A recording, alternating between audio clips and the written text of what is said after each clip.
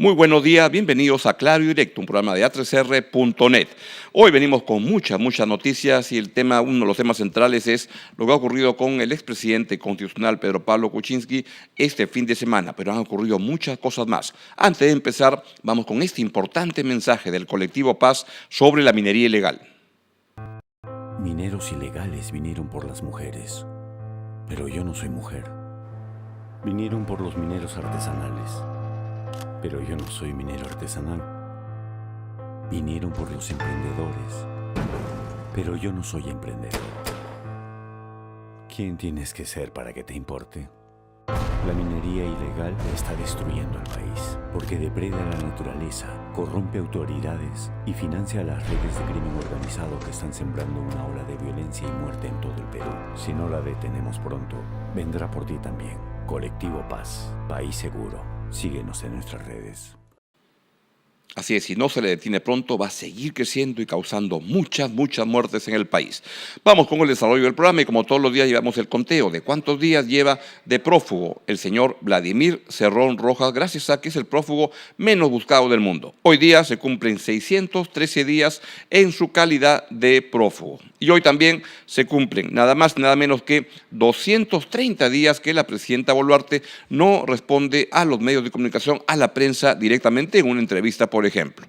Vamos con el desarrollo de las noticias y empezamos con lo que les mencionaba como el tema central de este programa, que es la persecución a Pedro Pablo Kuczynski. Este fin de semana, el expresidente Pedro Pablo Kuczynski intentó viajar a Estados Unidos en razón a que no tenía ningún impedimento para salir del país, como fue ratificado por la justicia a fines de mayo. Esto ocurrió en la noche del día sábado y veamos justamente el video donde está Pedro Pablo Kuczynski en el aeropuerto Jorge Chávez.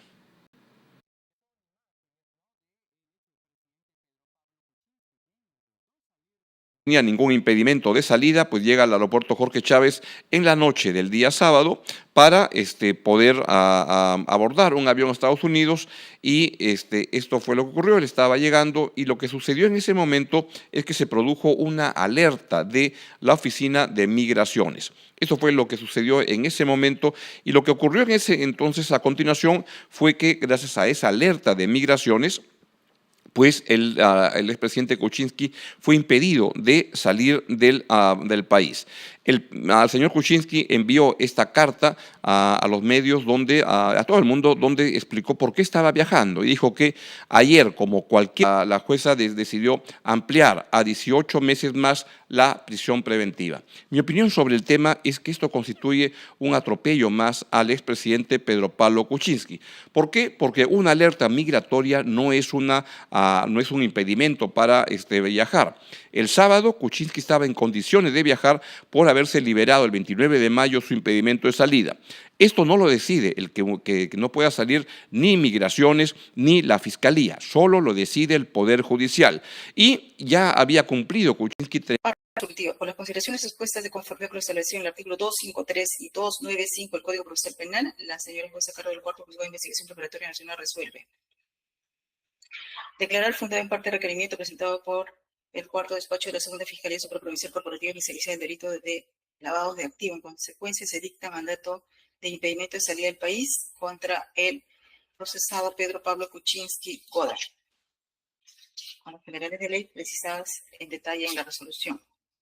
Medida que tendrá consideraciones expuestas de conformidad con lo establecido en el artículo 253 y 295 del Código Procesal Penal, la señora jueza a cargo del Cuarto Juzgado de Investigación Preparatoria Nacional resuelve declarar fundado en parte el requerimiento presentado por el cuarto despacho de la Segunda Fiscalía Supraprovincial Corporativa Especializada en Delito de lavado de activo. En consecuencia, se dicta mandato de impedimento de salida del país contra el procesado Pedro Pablo Kuczynski Godard, con los generales de ley precisadas en detalle en la resolución. Medida que tendrá una duración de 18. Muy bien, esa fue la sentencia. Disculpen que hemos estado ya muy desordenados en el arranque, pero no va a volver a ocurrir. Les decía que lo que ha sucedido es que es la justicia la que toma la decisión de impedimento de salida. No la decide la Fiscalía, no lo decide el área de migraciones de la policía. Y yo siento que en todo esto lo que hay es una persecución a Pedro Pablo Kuczynski, un maltrato absurdo que viene desde fiscales ideologizados y politizados como Rafael Rafael Vela Barba, como principalmente José Domingo Pérez, que es alguien que nadie puede controlar en el Ministerio Público, y es una de las expresiones más graves de la decadencia del sistema judicial peruano. En un juicio tan largo, con tan poco fundamento, a una persona de su edad, cada minuto que pasa, cada semana que pasa, es simplemente atentar contra la vida de Pedro Pablo Kuczynski, y hay un maltrato absurdo, terrible, e inaceptable, desde cómo se han producido los embargos a sus casas, el destrozo de sus viviendas, la captura de su condición, de su libertad, y es una cosa lamentable que hay que señalarlo como una expresión manifiesta de la decadencia de la política, del sistema judicial peruano, en el Ministerio Público, en el Poder Judicial. Vamos a otra información y tiene que ver con el atentado que se produjo ayer en Colombia, el sábado en Colombia, contra un precandidato presidencial. Vamos a ver el video justamente del atentado a Miguel Uribe Turbay, precandidato del Partido Centro Democrático, que fue fundado por el expresidente Álvaro Uribe Vélez. Véanlo, por favor. De la capacidad que tiene.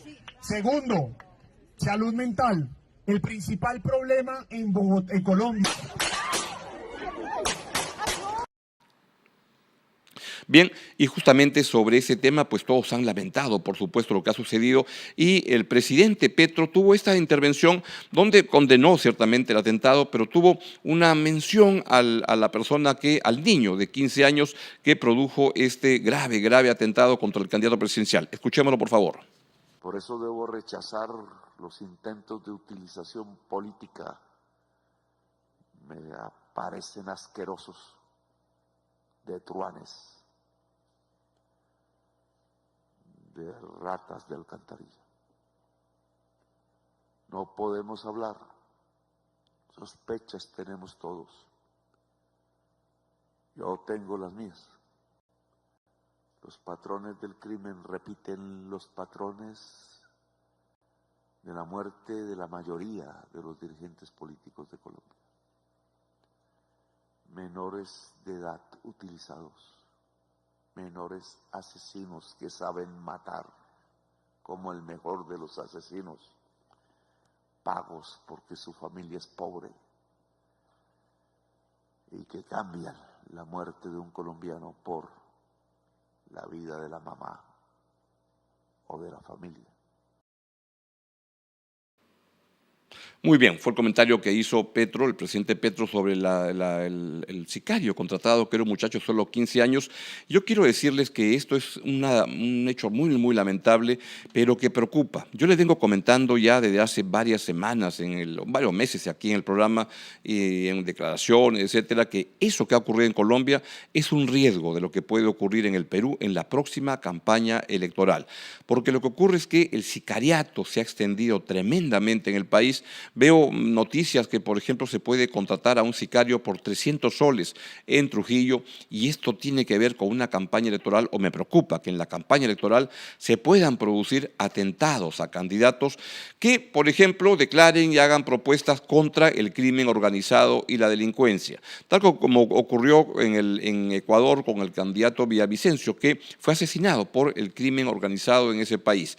O que, por ejemplo, si hay alguien que está perdiendo su campaña y no está avanzando bien, en vez de contratar a un asesor de marketing, pues simplemente proceda a contratar a un sicario para bajarse al candidato de la lista rival o al candidato de su propia lista. En un contexto de polarización tan grande, de decadencia de la política en el Perú, esto puede ocurrir lamentablemente, y tengo la preocupación de que va a ser un hecho muy recurrente en la próxima campaña electoral, con 40 y tantos partidos dando vueltas, con una decadencia y un uso de la violencia a flor de piel. Esto es lamentable, pero lo que ha ocurrido en Colombia, y tenemos la información de último momento donde el hospital está dando cuenta que hay escasas reacciones a la intervención médica que ha tenido el senador Uribe, y el pronóstico es reservado. Ha recibido 6 balazos por la espalda y parece difícil que se pueda recuperar. Esto, insisto, puede ser, lamentablemente, ojalá que no ocurra y me equivoque, un adelanto de cómo puede caminar la campaña electoral que está por empezar ahora en el país. Y finalmente, sobre el tema, antes de ir a nuestra primera entrevista del día, pues el Escuadrón de la Muerte. El fin de semana se produjo, en el fin de semana, el día jueves, se produjo la detención del comandante de la policía en situación de retiro, Raúl Prado Rabines. Él fue detenido. Sentencia a 35 años de cárcel, y esto lo pueden encontrar, por ejemplo, ha aparecido ayer un artículo en el diario El Comercio de Ricardo Uceda, que me parece que es muy, muy detallado y que él estudió el tema junto con Christopher Acosta en su momento, de cómo se organizaban escuadrones de la muerte en Trujillo y en Piura para asesinar a delincuentes. Y lo que hacían era que policía de inteligencia pasaba la información a los delincuentes, le decía que había un operativo criminal fácil y cuando llegaban estaban los policías listos para matarlos. Y esto comenzó a proliferar en Trujillo, en Piura. En Piura lo hacían algunos policías simplemente para ver cómo, y fiscales, policías y fiscales, para hacer méritos para poder ascender. Y generar, que tenían un gran recorrido en términos de lucha contra la delincuencia. Y en el caso de Trujillo, pues ocurría algo parecido, pero lo que sucedía es que en Trujillo sí había un grave problema de delincuencia, en Piura entonces no, pero se volvió un escuadrón de la muerte y lo que todo apunta es que este policía, Raúl Prado Rabines, estaba implicado. También estuvo implicado en Chiclayo con la colaboración de fiscales corruptos que han trabajado en la zona y algunos siguen dando vueltas con ganas de entrar en la campaña electoral. Hay quienes piensan diferente. Está, por ejemplo, la columna de Fernando Rospigliosi el día de hoy en el diario Expreso, donde dice que la acusación es falsa y el artículo de Rospigliosi se va en la línea contraria. Yo, por lo que he leído y lo he visto, y además los reportajes que hubo de Cuarto Poder en su momento, pues me quedo con la posición de que Prado Rabines dirigió en efecto un escuadrón de la muerte. Así no se combate a la delincuencia con más delincuencia, porque era en lo que se convirtieron los policías, simplemente pues fueron contra la ley. Eso no es la manera de combatir la delincuencia en el Perú y ojalá que no se vuelva a repetir. Otro tema, y vamos a ir a nuestra primera entrevista del día, tiene que ver con lo que ha ocurrido con las líneas de Nazca. Como saben, pues hubo al comienzo, la semana pasada, una posición del gobierno de reducir los espacios de la zona de la línea de Nazca y luego, ante la crítica que se ha producido, han dado marcha atrás. Tengo en este momento la suerte de poder conversar con el exministro de Cultura, el doctor Luis Jaime Castillo, quien es arqueólogo, sobre ese tema y para que nos pueda ilustrar sobre lo que ha pasado. Doctor Luis Jaime Castillo, muy buenos días. Muy buenos días. ¿Nos puede explicar, por favor, para que lo entienda de manera sencilla nuestra audiencia, qué es lo que ha ocurrido, qué es lo que pretendía esta norma y qué es lo que ha sucedido finalmente en este retroceso? Bueno, la norma lo que pretendía hacer era recortar en más o menos 2.000 kilómetros cuadrados la reserva arqueológica que rodea, digamos, en la zona de las líneas y los geoglifos de Nazca y Palpa. Ha habido una tremenda protesta, no por el recorte, porque probablemente el recorte era correcto. ¿Sí, no? La reserva anterior tenía 5.000 y pico de kilómetros y era demasiado amplia y en realidad incluía territorios que no tenían ningún contenido arqueológico ni ninguna función en la protección de las líneas. Lo que ha llamado la atención es cómo se ha hecho eso, ¿no? La norma ha salido de la nada, no ha tenido ningún tipo de consulta entre los gremios arqueológicos, pero tampoco, digamos, la sociedad civil en general, ¿no? Entonces, yo creo que es el modo de hacerlo, ¿no? Ante esta protesta, el ministerio ha retrocedido el día de ayer y ha suspendido la resolución viceministerial que creaba este recorte. O sea, la percepción que puede haber es la que usted nos está comentando, es que es probable que el recorte de la zona pueda ser correcto, pero la manera de aplicarlo y la falta de socialización y que el gobierno explicara lo que estaba haciendo es lo que ha generado este malestar, esta preocupación tan grande. Sí, definitivamente, porque mire, eh, originalmente en el año 94 la UNESCO le va a dar la condición de Patrimonio Cultural de la Humanidad a un área de kilómetros cuadrados. Eso, 10 años después, en el año 2004, ¿aló? Ya, se ha ido temporalmente, si lo puede habilitar de nuevo. Sí, ¿aló? Perfecto. Siga, por favor. Entonces, 2004 se crea digamos, se declara Patrimonio Cultural de la Humanidad las niñas de Nazca. En el año Se ha vuelto a oír el y audio. alrededor,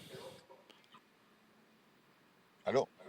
Ya, siga, ya se le está escuchando. Sí. Ok, entonces, en el año 2004 se crea una reserva de 5.400 kilómetros más o menos. Y entonces esa creación no tiene un expediente técnico, no tiene un razonamiento claro que diga, digamos, que verdaderamente incluye una zona que contiene, digamos, sitios arqueológicos o que contiene, cumple la función de proveer de un cinturón de seguridad para la zona de los geoglifos de Nazca y Palpa. Entonces, había que hacer una revisión y eso se debió haber hecho hace mucho tiempo. También había que crear un plan de gestión para poder manejar toda esta reserva. Pero eso no se hizo, tomó demasiado tiempo y entonces sacar esto, digamos, básicamente sin consulta es un error. ¿Y con quién se debería consultar? ¿Cómo debería ser el procedimiento a partir de ahora? ¿Qué es lo que usted recomendaría para poder tener un debate? Porque como usted dice, de repente es demasiado amplio y no tiene sentido ese tipo de reserva tan grande, ¿no? ¿Cómo se debería actuar usted que ha sido ministro de Cultura para poder socializar correctamente, debatir las cosas y poder llegar a una conclusión? Mire, yo creo que hay que socializarlo con la gente que vive en la región, ¿no? Digamos, imagínense, la ciudad de Palpa y la ciudad de Nazca están íntegramente dentro de la reserva. Por lo tanto, usted básicamente no puede hacer nada en esas dos ciudades, que son importantes y grandes, sin tener la aprobación del Ministerio de Cultura. También tienen interés, creo yo, y un interés legítimo, algunos gremios, agricultura, minería, una minería formal, evidentemente, ¿no? Entonces yo creo que hay que convocarlos a ellos. Y por otro lado, ¿no? Hay que convocar a los expertos, digamos, los que saben, digamos, y pueden ponderar si hay un verdadero valor arqueológico y hay una verdadera función, ¿no? Mire, lo que es incorrecto y de alguna manera se ha hecho mucho en nuestro país es utilizar este tipo de designaciones, este tipo de protección que le da la ley a lo arqueológico, a lo histórico, para otro propósito. Y eso no tiene sentido. Es decir, debe de existir la cantidad de espacio que debe de existir para proteger, ¿no? Las líneas y los geoglifos. No debe extenderse más allá de eso. Y no debe interferir esa protección en el derecho que cualquier ciudadano tiene, entre otras cosas, de disfrutar de su propiedad. ¿Se da cuenta? Entonces, yo creo que hay un principio ahí básico de derechos que se oponen, ¿no? Y acabando la entrevista, pero quería preguntarle estas versiones de que esta norma está hecha para favorecer a la minería ilegal. ¿Qué comentario le suscita? Mire, esta es una zona muy activa, tanto de minería ilegal como de minería legal, pero sobre todo de plantas de procesamiento de mineral que viene de todo el Perú. Y entonces, claro, llama un poco la atención que con tanta incidencia, ¿no es cierto?, se dé una norma que inmediatamente aproveche la minería formal, básicamente, ¿no? Porque a la minería informal, como usted se puede imaginar, le importa un rábano si esto es una reserva o no. Igual se van a meter, ¿no es cierto? Entonces, ¿qué pasa? Que hay intereses no solamente de la minería, también de la agricultura, ¿no? Hay intereses de varios tipos. Y esto debe de responderlo el ministro que va a ser interpelado, entiendo, esta semana, ¿no? ¿De dónde salió esta urgencia? ¿De dónde es que el ministro, de repente, de la noche a la mañana, ¿no? Reacciona y saca una norma que ha sido, digamos, básicamente rechazada por todo el mundo? Y en todo caso, la interpelación que viene puede ser una buena ocasión para abrir el debate, ¿no? Y poder socializar el tema y discutir en serio, como usted dice, no se requiere tantos espacios que son innecesarios, pero los que deben ser protegidos correctamente. Mire, la nueva demarcación está hecha en base a una serie de estudios que se han venido a lo largo de los años. y ha estado a cargo de las autoridades arqueológicas locales, las personas que están ahí. Entonces, digamos, tiene el potencial de ser una demarcación positiva. Yo por ahí no veo mayormente problema. Lo que me preocupa a mí y a todos es qué motivó a que esto, que no fue motivado desde Nazca ni desde Ica, ¿no?, de repente se lance como una gran propuesta, ¿no? ¿Por qué la prisa? Bueno, doctor Luis Jaime Castillo, pues le agradezco mucho su comentario para ponernos en contexto de esta decisión que nos interesa, por supuesto, a todos. Muchísimas gracias, muy buenos días. Para servirlo. Hasta luego. Muy bien, pues ha sido, como le decía, el doctor Luis Jaime Castillo, exministro de Cultura y Arqueología y arqueólogo sobre el tema de la línea de Nazca y esta situación en la cual el Ministerio de Cultura lanzó esta iniciativa y luego ha tenido un retroceso. Con eso en cuenta, pues vamos a continuar con el recuento de las noticias el día de hoy y les estaba diciendo sobre lo que ha sucedido con esta situación de la detención de los responsables, de a quien la justicia lo encontró como responsable del escuadrón de la muerte en el Perú. Hay diversas posiciones, pero yo en general le doy la razón y les recomiendo mucho el artículo de Ricardo Uceda que se publicó ayer en el diario El Comercio, donde es un largo recuento de lo que ocurrió y que además esto ocasionó grandes discusiones y peleas entre policías, entre hasta periodistas sobre las versiones que habían en este caso, pero mi impresión es que justamente el ex policía Prado Rabines estaba cometiendo este tipo de organizaciones delictivas en sociedad, en complicidad con fiscales, miembros de la Fiscalía del Ministerio Público, y esto fue lo que ocurrió. Y al final lo han detenido, él fue condenado y lo han detenido, tiene una condena a 35 años por varios casos, ¿ah? Ese es solo uno de ellos y vamos a ver qué es lo que sucede, pero el tema de fondo ahí es que se reabre el debate de cómo combatir a la delincuencia. Y en situaciones de tanta premura y de tanta inseguridad en el país, uno puede tener la tentación de decir, pues ya qué importa que se luche contra la delincuencia como sea, que se establezcan comandos de la muerte y lo que sea. Yo discrepo con eso. Uno debe combatir a la delincuencia, la debe combatir con la ley en la mano, que fue la manera como, por ejemplo, se derrotó a Sendero Luminoso en el Perú. No se le derrotó cuando se iba a matanzas indiscriminadas con las comunidades campesinas que estaban ante el acecho del fuego cruzado por parte de senderistas y de los miembros de las fuerzas del orden. Y no es así como se combate a la subversión, a la delincuencia, se les combate con la ley en la mano, y es eso lo que hay que defender, y ese es el tema de fondo, lo que se está discutiendo, seguramente se va a discutir aún más en los próximos días. En un contexto en el cual, insisto, la inseguridad creciente, el sicariato, todo lo que está ocurriendo y lo que estamos viendo que crece y crece, va a ser un tema fundamental para el país y va a discutirse mucho en la campaña electoral, donde son tiempos en que lamentablemente más surgen iniciativas populistas dispuestas a agradar al público antes que tengan que ver con la sensatez y con la ley en la mano. Mientras eso ocurre, la presidenta Dina Boluarte está en Francia participando en la tercera cumbre de la Conferencia de Naciones Unidas sobre el Océano, UNOC 3, y ha tenido una reunión previa antes de la conferencia con el presidente Macron, el presidente de Francia, Emmanuel Macron, y con su esposa. Ahí tenemos la fotografía donde se da cuenta de ello. Justamente está en medio del presidente Macron, están en Niza, y la primera dama, quien, como recordarán, hace poco nada más salió un video donde la primera dama, antes de bajar al avión, le metía una cachetadita a su esposo, al presidente Macron, y esa foto. Ahí en medio de eso está justamente la presidenta Dina Boluarte. Mi opinión sobre los viajes: es importante que la presidenta pueda estar en cumbres como esta, pero en esta particularmente siento que era más de carácter técnico y no tenía para qué ir, especialmente si ha estado hace poco en el Vaticano, si ha ido al Ecuador, que son viajes que me parecen muy, muy justificados e importantes para el país. En esta creo que ya hay una exageración de la presidenta que debería ver cómo va modulando sus viajes al exterior. Ha tenido una pequeña alza la presidenta Dina Boluarte en la encuesta que aparece el día de hoy en Perú 21, en su aprobación ha pasado de 2% el mes pasado a 4%. Uno pensará que ha duplicado su aprobación a su gestión. La verdad que cuando están tan bajitos simplemente se mueve en el margen de error, que puede ser un poquito más para allá, un poquito más para acá. La aprobación de la presidenta es muy baja y debería cuidarse y manejarse con extremo cuidado de cara al momento ya de su último año en el gobierno, y donde van a comenzar a proliferar las vocaciones y las intenciones de ir a una vacancia presidencial, y vamos a ver qué es lo que ocurre. Pero, insisto, es importante que el Perú pueda estar en eventos internacionales representada por la Presidenta de la República, al máximo nivel. En algunos casos, como en este viaje, yo creo que se podía obviar, aunque una reunión con Macron siempre es interesante para las relaciones del Perú.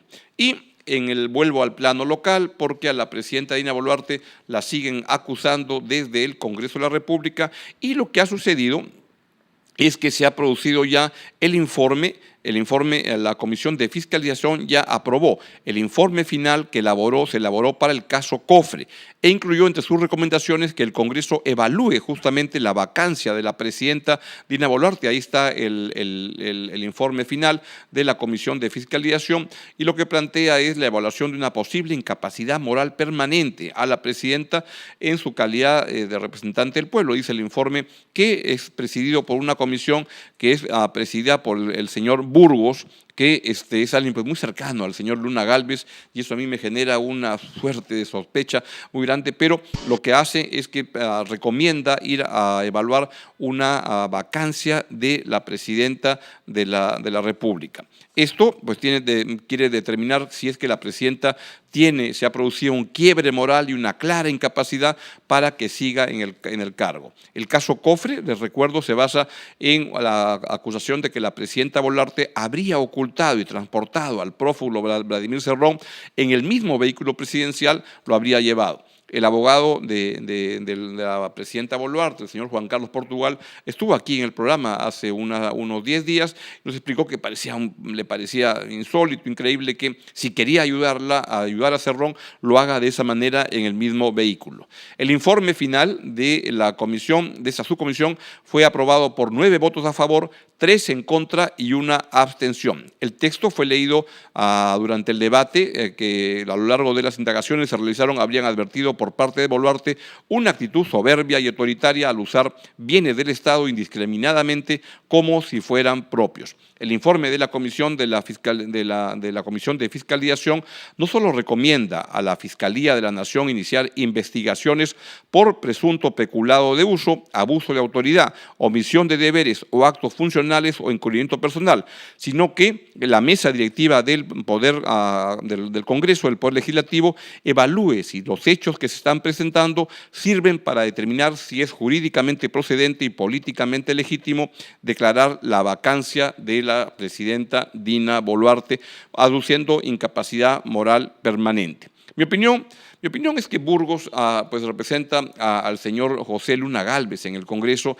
y es alguien que pues se maneja en esa línea de utilizar el Congreso como una manera de potenciar, mejorar sus negocios personales. Es algo que yo lamento muchísimo. Es, creo, desde mi modesto punto de vista, una de las peores expresiones, la del partido Podemos, que además es como el refugio de muchos políticos, que los que quedaron fuera de la política sin partido del gobierno de Pedro Castillo, va sumando gente a una combi, que es una combi que va de manera muy peligrosa contra el sentido común, contra la decencia en la política y va sirviendo como pata de cabra para los negocios del señor José Luna Gálvez. Siguiendo con la presidenta Dina Boluarte, y siempre su vocación por hacer declaraciones un poco insólitas, el día sábado fue el día de la bandera, y la presidenta Dina Boluarte presidió esa ceremonia el sábado en el 145 aniversario de la batalla de Arica y la renovación del juramento de fidelidad a la bandera que se produce todos los años,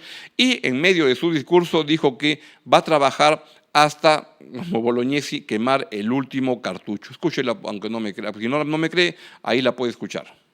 Volvemos a jurar por nuestros colores rojo y blanco, para decirle a nuestros compatriotas que el país camina firme, con una economía en proceso de consolidación y la ejecución de obras sin corrupción que quedan para el presente y para el futuro. Reitero hoy nuestro compromiso de continuar trabajando con todas nuestras fuerzas hasta el 28 de julio del 2026, en defensa de la democracia hasta quemar el último cartucho. Bueno, la presidenta se siente un poco bolognesi, creo que dista mucho de esa condición, pero siempre lanza sus comentarios un poco insólitos, no sé quién se los preparará, pero quien lo hace pues no es un buen redactor de discursos presidenciales. Pues tiene que tener en cuenta que la presidenta Boluarte tiene una muy baja aprobación. Como les decía, en la encuesta de hoy que aparece en Perú 21 de Ipsos, sube de 2 a 4%, pero es muy bajita. Lo más probable, podría apostar eso, es que la aprobación promedio de la presidenta Boluarte no va a pasar de 5% en lo que resta de su periodo, en lo que constituye un récord de desaprobación tan alto a una jefa de Estado, a un jefe de Estado en el Perú, y también, por supuesto, a nivel mundial. Pocos presidentes tienen una aprobación tan baja. ¿Quiere esto decir que va a ser vacada? Yo creo que lo más probable todavía sigue siendo que no. Que hay más intereses en juego para que ella continúe, para que se adelante el corte de su presidencia. Y yo creo que ya como están las cosas, pues diría que mal con Dina, peor sin Dina, porque ir a un recambio presidencial en este contexto alteraría mucho las cosas en el país y creo que sería un mal desenlace para su presidencia, la que hacía una pésima presidencia, pero que creo que conviene más al país que ya termine en este último año a que se corte abruptamente su mandato por una decisión del Congreso. Al final, el que tiene la sartén por el mango es el Congreso de la República, es el único que puede tomar la decisión de si continúa o no la presidenta Boluarte. Y hay una fecha que es el 28 de julio, a partir de la cual ya la presidenta Boluarte no puede constitucionalmente disolver el Congreso de la República y en cambio el Congreso podría vacarla cuando quisiera. ¿Va a ocurrir eso necesariamente? No necesariamente. Va a depender de si al Congreso le sigue conviniendo tener a Dina Boluarte en el poder. No por razones institucionales, no por razones de lo que le conviene al país, por los intereses directos de los que están hoy en día en el Congreso de la República y ahí se van a ir decidiendo las cosas. Yo creo que una fortaleza de la presidenta Boluarte para durar es justamente su tremenda debilidad, porque una presidenta débil como lo es Dina Boluarte, con poco respaldo en la opinión pública, sin bancada parlamentaria y con muchos errores por parte de ella tan continuos, es un gran negocio para muchos en el país. Todos los que quieren sacarle cosas al Estado, les conviene tener una presidenta piñata como Dina Boluarte en vez de tener una presidencia fuerte, sólida, que entre a fajarse y que tenga arraigo en la opinión pública. Ojalá que las elecciones nos traigan un nuevo gobierno que sí tenga ese tipo de respaldo para poder hacer y realizar acciones a favor del país. Y hablando de declaraciones insólitas, el congresista Wilson Soto de Acción Popular, en medio de los problemas iniciales que tuvo el lanzamiento del nuevo aeropuerto de Lima, el Jorge Chávez, a cargo de Lima Airport Partners, problemas que pues han surgido bastante al comienzo, etcétera, pero ya se han ido estabilizando y seguramente van a ir desapareciendo en las semanas siguientes. Y lo cierto es que hay un aeropuerto estupendo, grande, bonito y todo, falta hacer ajustes para que ya pueda funcionar de manera óptima. Un problema que no se va a resolver, todavía aún con eso, yo les digo cuándo, lo que no se va a resolver prontamente es el acceso al aeropuerto Jorge Chávez, que es un problema en que expresa la precariedad del Estado para tomar decisiones que ya se sabían. Este aeropuerto no es que surgió de la noche a la mañana, se sabía que venía y sin embargo el Estado no ha sido capaz de construir los espacios, las vías para llegar al aeropuerto Jorge Chávez. El aeropuerto está lindo, llegar a él es el problema. Y en ese contexto es que surgen algunas personas que cada vez que hay un problema de ese tipo entran con la idea de la estatización, la nacionalización, que es absurda. Este tipo de populismo que está a flor de piel es lamentable, ocurre a cada rato y en este caso lo ha traído nada más nada menos que el congresista de Acción Popular Wilson Soto, quien ha aprovechado lo que está ocurriendo en la inauguración del aeropuerto con los problemas que puedan estar sucediendo para lanzar la idea que se le quite la concesión a Lima Airport Partners para que seguramente la administre el Estado. Él es el representante de Acción Popular, ha enviado un oficio para que el titular del Ministerio de Transportes, el señor César Sandoval, evalúe a la eventual resolución del contrato de concesión para dar el terminal aéreo a la compañía LAB. Soto, el congresista Wilson Soto, consideró pertinente que el Estado convoque a una concesión del nuevo aeropuerto, pues los problemas que han ocurrido afectan la imagen del país ante el mundo. Destacó que su agrupación política quiere evitar que se registren más maltratos a los viajeros. Yo cuando escucho con frecuencia este tipo de declaraciones, que son muy frecuentes, lo que pienso es, ¿qué saben los burros de alfajores? Y por último, en Estados Unidos ha habido una tremenda turbulencia política este fin de semana porque lo que se han producido son una serie de revueltas y manifestaciones contra lo que es la política migratoria del gobierno de Donald Trump. Vean las imágenes de lo que ocurrió en Los Ángeles el fin de semana.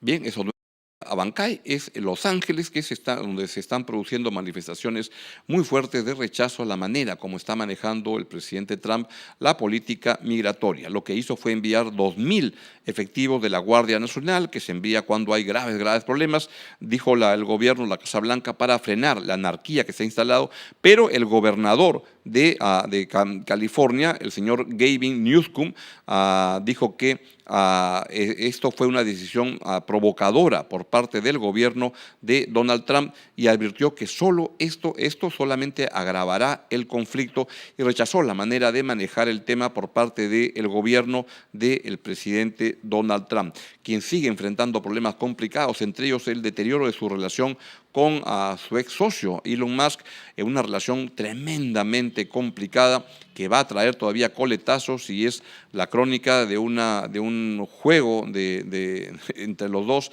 entre Musk y Trump, que va a estar más intenso que el partido que se produjo entre Sinner y Alcaraz en la final ayer de Roland Garros, que finalmente la ganó el español Carlos Alcaraz en un tremendo partido histórico que duró 5 horas y 30, y donde este muchacho de solo 21 años español dio una demostración de capacidad de recuperación enorme. Bien, han sido las noticias del día y ahora quiero ir con mi entrevista central del día y nos vamos hasta Noruega, porque vamos a conversar con la doctora Meb Domínguez, quien a ver si ya estamos conectados con ella, porque está trabajando y liderando un proyecto innovador centrado en la detección precoz del cáncer hereditario. Doctora Domínguez, gracias por estar en el programa. Buenos días, ¿me escucha? Perfectamente. Buenos días, periodista. Muchísimas gracias. Un honor estar acá conectado desde Noruega con usted y gracias por el tiempo. Pues el honor es nuestro, porque lo que tenemos entendido es que la Comisión Europea ha aprobado el proyecto Pruebas de Biopsia Líquida No Invasivas. Ahora usted nos va a explicar en qué consiste, y que lo que trae es un financiamiento muy grande para poder marcar la diferencia para las personas con síndrome de Lynch mediante el desarrollo y la implementación de métodos novedosos no invasivos para la detección temprana de los cánceres colorectal, endometrial y urotelelial en pacientes con LS. Explíquenos, por favor, de qué se trata, porque usted está dirigiendo este proyecto financiado por la Comunidad Europea. Usted es peruana, por supuesto, ¿no es cierto? Por supuesto, y muchísimas gracias nuevamente, Augusto, por esta oportunidad, porque justamente como dice, ¿no? Acá los científicos, los investigadores somos un poco de perfil bajo de no compartir a veces estas noticias que tienen un gran impacto a la población, principalmente en cáncer. Pero como soy peruana, me alegro bastante el espacio. Gracias a Maite Vizcarra por este espacio. Este proyecto lo hemos venido trabajando desde hace aproximadamente un año, en abril, porque aquí la Comunidad Europea financia proyectos de investigación para diferentes áreas, para cáncer, salud, medio ambiente, física, todas las áreas. Y abrieron uno específico para el desarrollo de pruebas no invasivas costos efectivas para cáncer hereditario. Entonces yo ya vengo trabajando acá en Europa en cáncer hereditario en el área más de 20 años. Tengo un networking, un grupo de personas trabajando y nosotros lo que estamos proponiendo con este proyecto que felizmente fue seleccionado, fueron presentados a nivel de Europa 33 proyectos y solamente la Comunidad Europea financió 3 proyectos por un periodo de 6 años. Uno de los cuales es Lo que el que dirige usted. exactamente, felizmente, como se dice, hemos sacado buena nota, porque el récord, porque usted sabe que acá uno manda el proyecto, el trabajo es 8 meses para preparar solamente el proyecto, la idea científica, un proyecto, 80 páginas. Ellos evalúan por varios meses y seleccionan de todas las propuestas terceros. El nuestro, lo digo, es el primero que sacó la nota máxima 15 de 15 por los evaluadores, justamente porque el objetivo de nuestro proyecto es, para acá el cáncer, para solamente darle el contexto brevemente, el síndrome de Lynch es el cáncer hereditario más común en la población. Sí. El cáncer hereditario es de 5 a 10% de todos los cánceres. Pero este síndrome de Lynch es aproximadamente uno de cada 300 a 400 personas desarrolla este tipo. Y es hereditario, ¿por qué? Porque uno lo hereda o del padre y de la madre. Y tiene un alto riesgo, ya sabemos, porque son mutaciones a nivel de genes que se pueden detectar a tiempo con solamente una muestra de sangre y la persona tiene un riesgo de hasta 80% de desarrollar, por ejemplo, cáncer de colon a lo largo de su vida. Y nosotros con esa información genética sabemos que va a desarrollar. Entonces, ¿qué hacemos? Prevenir con colonoscopía, por ejemplo, en el cáncer de colon. Si yo sé que esta persona tiene un riesgo de desarrollar hasta 80% del cáncer de colon, yo le hago colonoscopías frecuentes. Lo que acá se hace en Europa son colonoscopías frecuentes para este grupo de pacientes, pero, por ejemplo, la colonoscopía es un método invasivo. ¿No es cierto? La Claro. preparación toma de 3 a 4 días, no es algo que el paciente le guste hacer, hay mucho rechazo del paciente. Entonces, lo que nosotros estamos proponiendo con este proyecto es que a partir de una muestra de sangre para colon, a partir de una muestra de orina, que no es invasiva, o a partir de una muestra de un raspado vaginal, nosotros podemos detectar antes que se dé el cáncer, antes que se forme el cáncer en este ¿Qué grupo de cosa? Que esa pacientes. persona tiene la propensión para desarrollar el cáncer.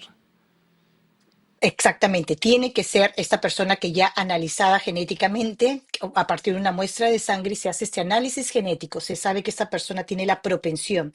Es un ensayo clínico a nivel de Europa, vamos a incluir 2.000 pacientes y de aproximadamente 14 países de Europa, donde vamos a colectar estas biopsias líquidas. Por eso se llama biopsias líquidas, porque no necesitamos hacer cirugía al paciente para obtener una muestra tumoral, simplemente a través de los fluidos como la sangre, la orina o el raspado vaginal, lo interesante es que vamos a detectar antes que se dé el cáncer. Antes. Estas pruebas son tan eficaces, han demostrado, y lo más importante que era el requisito de este proyecto que lo aprobó la Unión Europea es que sean costos efectivos, es decir, que sean económicos para poder ser implementados en la rutina clínica, ¿no? Usted sabe que una colonoscopia es muy cara, más aún en nuestro país, que no Claro, tenemos el apoyo. al no ser invasivas, permite que los pacientes puedan más fácilmente acceder a tomarse las pruebas, ¿no es cierto? Exactamente, es lo que queremos. ¿Por qué? Porque hemos visto que en este grupo de pacientes no hay tanto una aceptación para hacerse la colonoscopía, Por lo tanto, ¿qué pasa? La incidencia aumenta. O igual, ellos desarrollan cáncer a pesar de que tengan una colonoscopía frecuente, por ejemplo, o en el caso de la mujer, ¿no? Una biopsia o una transvaginal. Entonces son muy invasivas y no es confortable para el paciente. Este proyecto va, en el futuro queremos que a los 6 años de concretar este proyecto vamos a reemplazar las recomendaciones clínicas, decirle, ok, esta colonoscopia, si usted no quiere hacerse esta muestra de sangre, es muy sensible y es muy económica para poder implementar. El objetivo es implementar en el sistema de salud. Por eso en este proyecto tenemos el apoyo del Ministerio de Salud de cada país. Son 16 países de Europa que han participado y como consecuencia su Ministerio de Salud tuvo que firmar diciendo, ok, yo apoyo este proyecto porque a partir de los 6 años evaluamos el efecto tanto al paciente, costo-efectividad y vamos a poder implementarlo. Ese es el objetivo que queremos lograr a los 6 años. Hecho que asignar recursos a estos proyectos hace que si son exitosos, el costo de curar un cáncer es mucho más caro que el prevenirlo a tiempo. Entonces, no, para la comunidad europea le interesa ese tipo de proyectos por esa razón. Detectarlo antes te cuesta mucho más barato de curarlo que cuando ya se ha avanzado. ¿Es correcto eso? Exactamente, usted está totalmente correcto. Es justamente por eso nos atrevimos con mi equipo de trabajo a postular, porque primera vez que hay, bueno, a lo largo de mi carrera, que he visto que la comunidad europea abre un proyecto específico para cáncer hereditario, que es la minoría, es un 10% de todos los cáncer, y el título de esta convocatoria era costo, efectividad y que sea aceptable por la población, ¿no? Entonces, porque acá es muy caro, como en todos lugares, hacer la colonoscopía, transvaginal, todo eso. Entonces, ellos ya se han dado cuenta que tenemos que prevenir, porque es algo que se estamos difundiendo en el área de cáncer hereditario. Uno no se puede morir por un cáncer que es prevenible. Eso es la concientización que queremos acá en Europa y como consecuencia, ojalá que en algún momento podemos trasladar este proyecto o el resultado en los países de América Latina como en nuestro país. De eso quería preguntarle, ¿de cuánto es el monto del estudio que usted ha ganado y ha recibido para liderar este proyecto? ¿De cuánto es la asignación presupuestaria para el desarrollo científico de esta iniciativa? Mire, nos han dado 13.6 millones de euros por 6 años.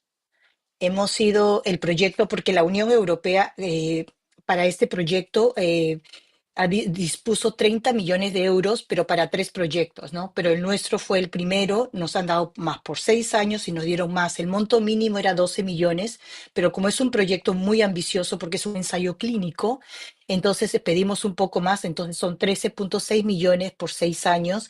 Pero lo bueno que si nosotros científicamente demostramos en estos años que estas pruebas sí detectan antes del cáncer, podemos trasladarlos, podemos poder aplicarlo en nuestros países. Doctora, y cuéntenos de usted. Usted es del Perú, de qué zona del Perú es y cómo así llegó a esta posición de liderazgo en los estudios de lucha contra el cáncer en Noruega, en Oslo.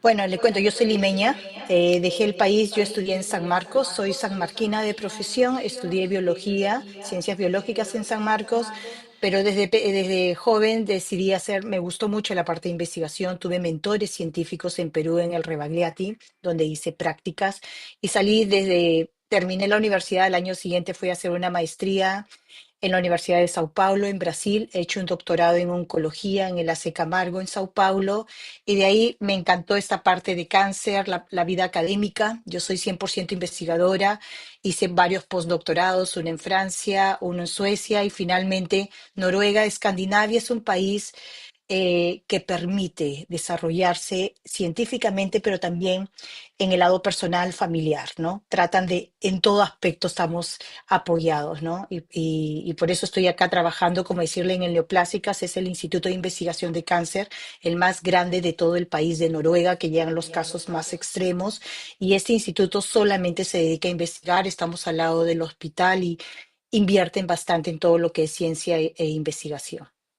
¿Y cómo se podría aprovechar su nacionalidad peruana y su cariño que le tiene al Perú para esta experiencia que está desarrollando en Noruega? Podamos jalarnos un poquito para el Perú, para luchar contra los casos de cáncer aquí en el país. Bueno, Augusto, te comento, yo desarrollo proyectos, pero no han tenido gran alcance. He estado desarrollando proyectos por mi amor a la patria. Tengo mi papá que ha sido catedrático sanmarquino, médico, que siempre me dice, tienes que hacer patria en tu país. Está bien que te llenes de logros en Europa, pero tu país es tu país, tienes que venir. Siempre me ha dicho, y tengo toda mi familia en Perú. Yo soy la única que he salido de casa. Estoy realizando proyectos, coordino proyectos de investigación en cáncer hereditario en Perú, pero no tienen gran alcance. Eso es un poco que siempre trato de. El año pasado ganamos un premio, el Hipólito Unanue, porque hicimos un estudio pequeño en Chimbote, donde detectamos que 1 de cada 4 personas tenía cáncer hereditario. Entonces estamos desarrollando, inclusive también tengo alumnos que han salido de Perú, apoyo esa parte de intercambio de alumnos para que tengan esa experiencia, para que puedan salir o a Brasil o acá a Europa. Entonces trato siempre de mantener esos estudios y esos intercambios entre estudiantes y bienvenido quien pueda, quien tenga interés, a gusto. Yo soy más que encantada de poder ayudar estudiantes que vengan acá, que tengan esa experiencia para poder aplicarlo en nuestro país. Pero ¿qué se podría, para este buen deseo, poderlo llevar a la práctica, a la realidad y aprovechar que tú eres una peruana muy exitosa y que está trabajando un proyecto tan valioso, tan importante de detección de los cánceres hereditarios, de poder jalar un poco acá y hacer convenios o de manera que podamos beneficiarnos en el Perú de esta iniciativa que se ve tan valiosa? Sí, yo estoy a las órdenes, Augusto, por eso me alegro bastante que me hayan dado este espacio, porque como inicié la entrevista, ¿no? Los científicos a veces no tenemos ese perfil alto, ¿no? De ir diciendo, ¿no? Son nuestros resultados que siempre generan un impacto y qué más que nuestro país, por eso también hago un llamado, porque deseo desarrollar estos proyectos en Perú. Creo que es nuestra región, porque no solamente hago a nivel de Perú, sino también de América Latina, necesita este tipo de pruebas que se pueden hacer, no necesitan un laboratorio avanzado para hacer. No, no se necesita ir a la capital, se pueden hacer en provincias, en ciudades pequeñas y poder analizar en un laboratorio específico, ¿no? Pero yo creo que somos países que necesitamos de este tipo de pruebas no invasivas y sensibles para poder evitar la gran incidencia de cáncer que está ocurriendo en la región. Y más baratas, ¿no?